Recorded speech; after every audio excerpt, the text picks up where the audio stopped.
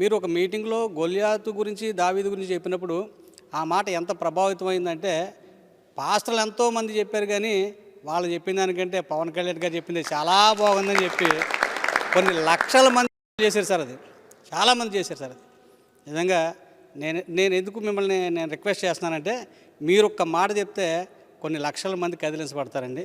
మీరు దయతో క్రైస్తవులకు నేను అండగా ఉన్నాను మీరు ఒక మాట చెప్తే, ఈరోజు మేమే కాదండి, లక్షల మంది ప్రజలతో పాటు విశ్వాసులతో పాటు క్రైస్తవ నాయకులు పాస్టర్లు అందరూ కూడా మేము వెనకాలకు వచ్చేస్తారు సార్. మిమ్మల్ని మేము అసెంబ్లీలో చూడాలి, సీఎంగా చూడాలని చేసి మేము పాస్టర్స్ అందరూ కూడా కోరుకుంటున్నామండి. 2008లో మీతో ఉన్నాను, 2014లో ఉన్నాను, 2019లో ఉన్నాను. మీరున్నంతకాలం మీతో నేను ఉంటానన్నా. పార్టీ అధికారంలో రావాలి, మీరు ముఖ్యమంత్రిగా నేను చూడాలన్నా. మీరు క్రైస్తవ గురించి ఎప్పుడు మాట్లాడిన విషయాలు చాలా అద్భుతంగా ఉంటున్నాయి. ఎక్కడ క్రైస్తవుల మనోభావాలు దెబ్బతినకుండా చక్కగా మాట్లాడుతున్నారు. అది క్రైస్తవుల తరపున మమ్మల్ని అభినందన తెలియజేస్తున్నాను. జగన్ గారు వచ్చిన తర్వాత క్రైస్తవుల మీద దాడులు జరుగుతున్నాయి. అంతకుముందు దాడులు క్రైస్తవుల మీద ఎవరి మీద దాడులు జరగలేదు. జగన్ ప్రభుత్వం వచ్చిన తర్వాత క్రైస్తవుల మీదే తిరుగుబాటు జరుగుతుంది. అంటే క్రైస్తవులకి జగన్ వాళ్ళు వచ్చేది సున్నా తప్ప ఏమీ లేదు, మేలేమీ లేదు. ఈవేళ క్రైస్తవ్యం ఒక రకంగా చెప్పాలంటే జగన్ వల్ల భ్రష్టు పట్టిపోతుందండి. జగన్ చెప్తున్నాడు కదండి, నాకు మతం కులం లేకపోతే పార్టీ సంబంధం లేదన్నాడు కదండి. అది చేతలో చెప్తే చాలా బాగుంటుందండి. అది నియోజకవర్గానికి ₹1 క్రిస్టియన్స్కి ఇస్తానని భరోసా ఇచ్చారండి. ఇప్పుడు ₹1 వల్ల సొమ్మ నియోజకవర్గానికి జగన్ గారు వచ్చిన తర్వాత మైనారిటీ ఫండ్ ₹1 రాలేదు. మహమ్మద్ అక్బర్ సార్ నా పేరు ముస్లింగా నేను కన్వర్ట్ అయిన తర్వాత ఆనంద్ అలియాస్ ఆనంద్ కుమార్గా నా పేరు నామకరణం చేయడం జరిగింది సార్. ఇస్లాం నుంచి క్రిస్టియన్కి నేను ఇప్పుడు నా పరిస్థితి ఎలా ఉందంటే సార్, ఇప్పుడు ఇస్లాం నుంచి క్రిస్టియన్కి వచ్చిన తర్వాత ఏ మైనారిటీ సైడ్ వెళ్ళాలో తెలియనటువంటి పరిస్థితి సార్. చాలా రైట్ సార్, పాయింట్ వచ్చి మాట్లాడాలి మీరు. ఈరోజు మీ సమాధానం కొరకే నేను కూడా మా నాయకుడికి వచ్చాను సార్. నేను రోమిలకు రాసినటువంటి పత్రికలో 5వ అధ్యాయము శ్రమ ఓర్పును, ఓర్పు పరీక్షను, పరీక్ష నిరీక్షణను కలగజేయునని ఎరిగి శ్రమలయందు అతిశయపడుదుము. ఎందుకనగా ఈ నిరీక్షణ మనలను సిగ్గుపరచదు. ఈ మాట నేను మీకు చూపించాలనేటువంటి ఆ ఉద్దేశం ఏంటంటే సార్, మీరు ఈ యొక్క జనసేన పార్టీ పెట్టిన తర్వాత ఎంతో శ్రమపడ్డారు, ఎంతో కష్టపడ్డారు. ఒక వ్యక్తి ఇన్ని సంవత్సరాలు అధికారం అనేది ఇంకా రాకుండా నిలబడటం అనేది ఇది సామాన్యమైనటువంటి సంగతి కాదు. మీ శ్రమ మీకు ఎంతో ఓర్పునిచ్చిందండి. ఈ ఓర్పులో మీరు ఎన్నో పరీక్షలు గెలిచారు. ఈ పరీక్షలో మీకు ఒక నిరీక్షణ వచ్చింది, ఎప్పటికైనా నేను ఆంధ్రప్రదేశ్ని పరిపాలించే ఒక గొప్ప నాయకుడిని అవుతానని. ఖచ్చితంగా మీకున్నటువంటి నిరీక్షణ, ఖచ్చితంగా దేవుడు మీ పక్షంగా మీరు అనుకున్నటువంటి ఆ గొప్ప కార్యం చేయాలని మీ పక్షంగా మేము ఎప్పుడు కూడా ప్రార్థన చేస్తాం. ప్రతి ఒక్కరు రాజకీయంలోకి వచ్చి సంపాదించుకునేవారు, కానీ మీరు జేబులో తీసుకొచ్చి పెడుతున్నారు. ఈరోజు ఇలా ఇంత వేల మంది మేము వచ్చామంటే ఈ ఒక్క పాయింట్. ఓడిపోయినా సరే రైతులకు ఈరోజు నిలబడ్డారు. కష్టం అంటే ఈరోజు జనసేన ఉంటుంది తప్ప కానీ ఎవరు ఏమీ చేయట్లేదు. ఎంత పెద్ద పార్టీ అయినా చనిపోతే 5 లక్షలు ఇచ్చేవారు ఎవరికి లేరు. ఇప్పుడు వీళ్ళు వస్తున్నారు, వాలంటీర్స్ వస్తున్నారు, కులం చెప్తున్నాం కాపు అని చెప్తున్నాం, లేదా వాళ్ళకి ఏ క్యాస్ట్ చెప్తున్నారు. అక్కడ మతం దగ్గర మీ క్రిస్టియన్ అంటే మీరు రాయమని చెప్తున్నారు. ఎందుకని అసలు మీరు రాయం, మాకు రూల్స్ లేదు. ఇప్పుడు జగన్ గారు ప్రభుత్వం ఏం చెప్పారంటే మేనిఫెస్టోలో, నేను ప్రభుత్వంలోకి వస్తే కనుక పేదవాడు మద్యపాన నిషేధాన్ని నేను చేస్తాను, పేదవాడికి ఇది అందకుండా చేస్తాను అని ఆయన మాట చెప్పాను. నేను వింటున్నానండి, టీవీని ఫాలో అవుతాను, న్యూస్ ఫాలో అవుతాను, కానీ ఆయన చెప్పింది ఏది చేయలేదండి. జగన్ సారా తాగిపోరా అని చెప్పాడండి చివరికి. అందుకే ఇప్పటివరకు కూడా బాగా తాగుతూ నా సోదరులు చనిపోతున్నారండి. మా బంధువులు, మా బావగారు, మా చెల్లి సొంత మా కజిన్ సిస్టర్ భర్త గారు మందు తాగి చనిపోయారు. కేవలం బ్రాంతి వల్ల చనిపోయాడండి ఆయన. కాబట్టి నేను కూడా పవన్ కళ్యాణ్ గారిని ఈ సభాముఖంగా వేడుకునేది ఏంటంటే, ఆంధ్ర రాష్ట్రంలో ఈ సామాజిక రుగ్మతను తొలగించాలి. ఎందుకయ్యా అంటే అండి, త్రాగిన వ్యక్తే ఏం చేస్తారంటే తర్వాత అతను హత్యలకు పాల్పడవచ్చు, అతను మానభంగాలకు పాల్పడవచ్చు, ఎన్నో చేయొచ్చు. మీరు చట్టాలు చేస్తున్నారు, కానీ ప్రభుత్వంలో మందుని నిషేధిస్తే ప్రభుత్వమే ఆగిపోద్దనే భయం అండి. ఈరోజు జగన్ సర్కారు మందును అందుకే జగన్ సారా అని పెట్టి అమ్మిస్తున్నారండి అక్కడ. ఎప్పుడైనా మీరు చూసారని నేను పుట్టి పెరిగి చూడాల. స్వర్గీయ ఎన్టీ రామారావు గారు ఆయన నా చిన్నప్పుడు కిలో రూపాయి బియ్యానికి ఇచ్చినప్పుడు అండి ఆయన మరి నాటు సారా అని ఆఫ్ చేసేసారు. అప్పుడు నినాదం ఏంటి, తెలుగు సారా తాగిపోరా, నాటు సారా తాగిపోరా అని చెప్పేవారు నా చిన్నప్పుడు. కానీ ఇప్పుడు జగన్ సారా తాగిపోరా అంటారు. కారణం ఏంటయ్యా అంటే ఆయనేమో సామాజిక రుగ్మతను తొలగించాడు, ఈయన సామాజిక రుగ్మతను పెంచాడు. వచ్చే ముందు తెల్లరి గంటలు 3 గంటలు మా పాపలు వేసి ఫస్ట్ ఓటు వస్తుందండి. ఇప్పుడు నాన్న ముందు సార్తో ఫోటో దిగి తీసుకురా, నేను వాట్సాప్ స్టేటస్ పెట్టుకుంటాను అని చెప్పింది. క్రైస్తవుల మీద జరుగుతున్న చిన్న దాడిని కూడా పెద్ద చేసి క్రైస్తవులు ఒక అభద్రత భావం తీసుకొస్తా ఉన్నారు. ఏంటంటే జగన్మోహన్ రెడ్డి లేకపోతే క్రైస్తవుల పరిస్థితి ఏమైపోద్ది అన్న ఆలోచనలు క్రియేటివ్ అతనే జనాల్లో క్రియేటివ్ చేస్తూ ఉన్నటువంటి పరిస్థితి వస్తుంది. ఎవరికి ఏ మతాన్నైనా పాటించే హక్కు మనిషికి ఉంది. భగవంతుని ఇలా చూడాలనుకుంటే సంపూర్ణ హక్కు ఉంది, దాంట్లో అసలు డిబేట్ లేదు. దాంట్లో నా మతాన్ని, నా ధర్మాన్ని నేను ఆరాధిస్తాను, మిగతా ధర్మాలని గౌరవిస్తాను. పవన్ కళ్యాణ్ మనకి నిలబడ్డు, జనసేన మనకి నిలబడదు అనే అభిప్రాయం ఎందుకు ఉంటుందంటే మిగతా వాళ్ళు డ్రామాలకు అందరూ అలవాటు పడిపోయారు.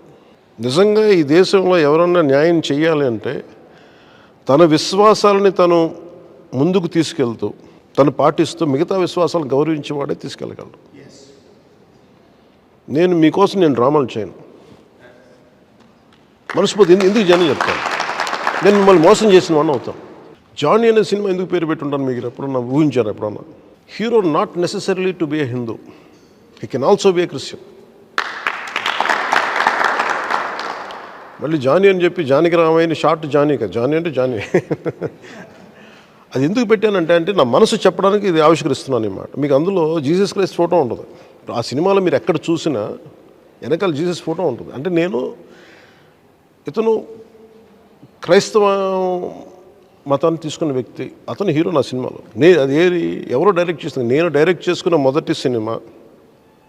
నేను రాసుకుంది క్రిస్టియానిటీ మీద నాకున్న గౌరవాన్ని తెలియజేయడానికి అది చేశాను. సో నేను ఏమి చేసినా చాలా సంపూర్ణంగా మోసం చేయను మిమ్మల్ని. నిజంగా మనస్ఫూర్తిగా మీరు నమ్మండి. మీరు ఈ రోజు నిలబడినా నిలబడకపోయినా మిమ్మల్ని మోసం చేసి నేను మాట్లాడను.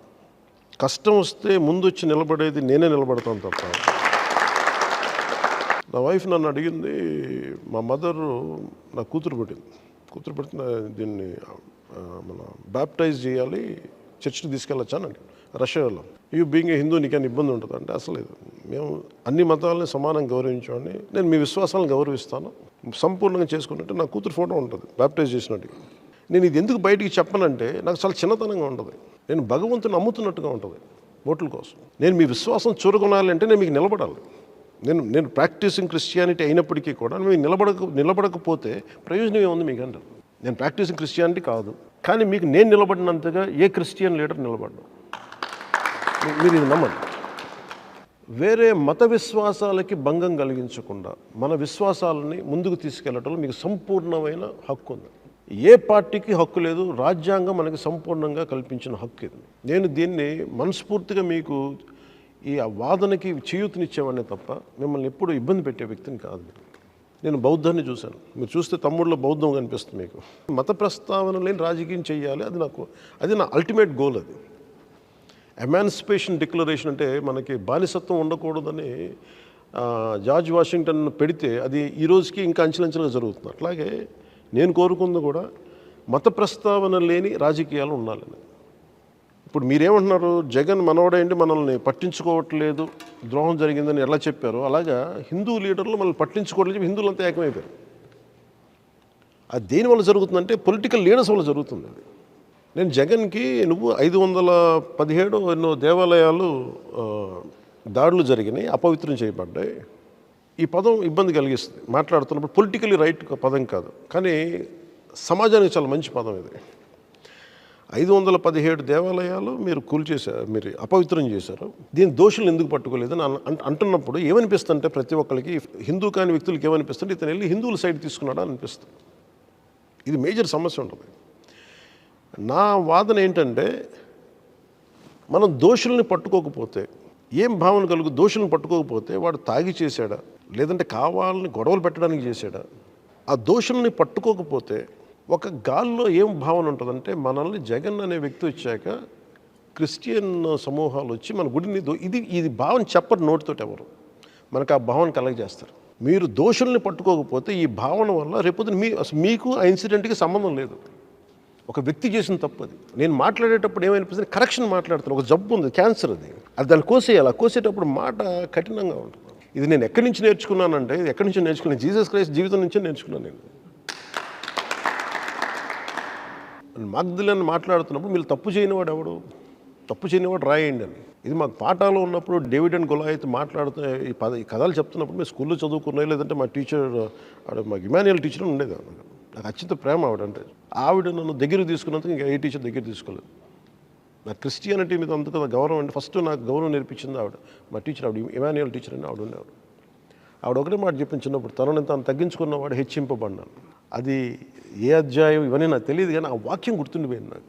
నువ్వు ఎంత ఎత్తేదిగినా నువ్వు తగ్గి మాట్లాడు, తగ్గు. ఇవన్నీ నేను చాలా లోపల ఏమంటుందని అణువుల్లోకి వెళ్ళిపోయింది నాకు. జనసేన అనేది మీ అభిమతాలకు కానీ మీ మనోభావాలకు కానీ ముఖ్యంగా ఫస్ట్ ఫండమెంటల్ రైట్స్కి విఘాతం కలిగితే క్రిస్టియన్ మైనారిటీస్ తరఫున జనసేన నుంచి బయటకు వచ్చి మీకు అండగా నిలబడేది నేను. ఇక్కడ రెవరెండ్ లాజరస్ గారు ఉండేవాళ్ళు ఉద్దన్ రాయన్ పాలెంలో.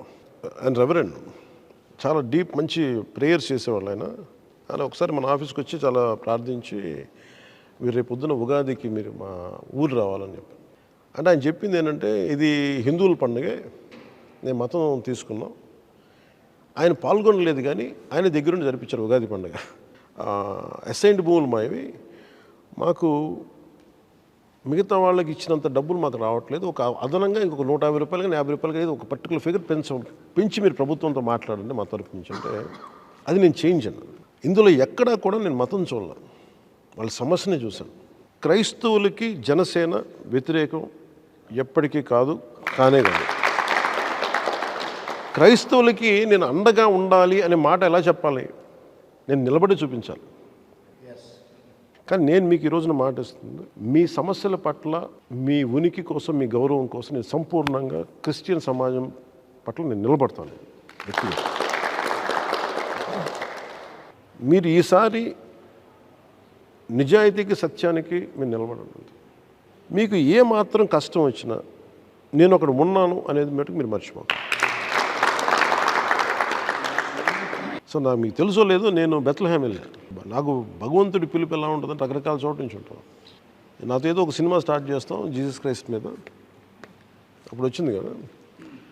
అదేంటంటే నా జీసస్ క్రైస్ట్ క్యారెక్టర్ కాదు, ఇంకొకరు ఎవరో చేస్తారు, దానికి నేను నా ద్వారా కథ బయటకు వస్తాను. సో దాంట్లో బాగా నన్ను జెరూసలేం పట్టుకెళ్ళారు, ఇజ్రాయెల్. వెళ్తే నన్ను వెస్ట్ బ్యాంక్ దగ్గర బెత్లెహేమ్ అంటారు, అక్కడ తీసుకెళ్ళారు. అంటే ఆయన పుట్టిన స్థలాన్ని స్పర్శించగలిగే అవకాశం వచ్చింది నాకు. అలాగే ఆయన్ని ఆ కొండ మీద ఆయన్ని సిలువ వేస్తా తీసుకెళ్ళే దారి ఒకటి ఉంటుంది. నడుస్తున్నప్పుడు కన్నీళ్ళు తెప్పించేస్తుంది, ఏడుపు వచ్చేస్తుంది నాకు. అలాగే ఆయన 40 రోజులు ఆ కేవ్లో ఉన్నారు కదా, అక్కడికి వెళ్ళాను నేను మీ ప్రయోజనాలకి నేను అన్నిటికీ నేను అవి చేసేది నేను ఎలా చేస్తాను, అన్నిటిని దాటి మీ సమస్యల కోసం నిలబడే మా కుటుంబ సభ్యుడు ఒకడు ఉన్నాడు, అది పవన్ కళ్యాణ్ అన్నమాట. మీరు గుర్తుపెట్టుకోవచ్చు. చాలు సమయం సందర్భం వచ్చినప్పుడు నేను నిలబడినంతగా, నేను అండగా ఉన్నంతగా ఈ వ్యక్తి కూడా ఉన్నాడు, ఇప్పుడు పాలిస్తున్న వ్యక్తి కూడా ఉన్నాడు. అతను మతాన్ని వాడుకునే వ్యక్తి తప్ప నిజంగా జీసస్ వాక్కునే మనకి తీసుకెళ్లే వ్యక్తి అయితే రాష్ట్రాన్ని ఇబ్బంది పాలు చేయడు.